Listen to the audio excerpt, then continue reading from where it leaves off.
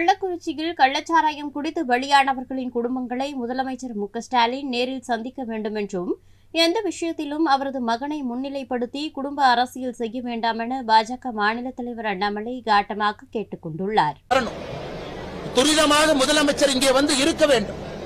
Camp இருக்கணும். முதலமைச்சருடைய camp எல்லா கிராமத்துக்கு போகணும். 2 கிராமத்தில் இன்னைக்கு வந்து உயிர் பலி 2 கிராமத்தில் சொல்லியிருக்கிறாங்க. அதனால மாதவச்சேரிக்கும் போகணும். இங்க இருக்கக்கூடிய கள்ளக்குறிச்சியினுடைய மையப்பகுதியில் இருக்கக்கூடிய கருணாபுரத்துக்கு போகணும்.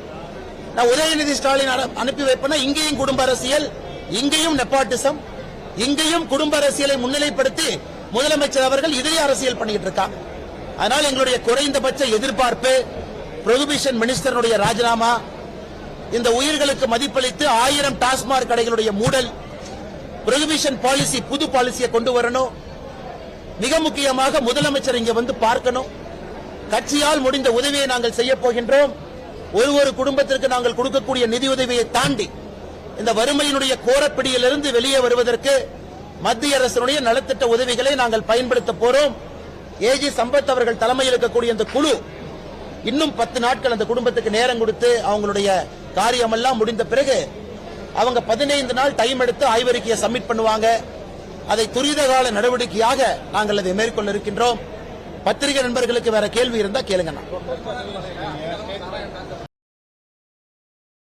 செய்திகளை உள்ளது உள்ளபடி தெரிந்து கொள்ள ரெஃப்ளெக்ட் நியூஸை சப்ஸ்கிரைப் பண்ணுங்க.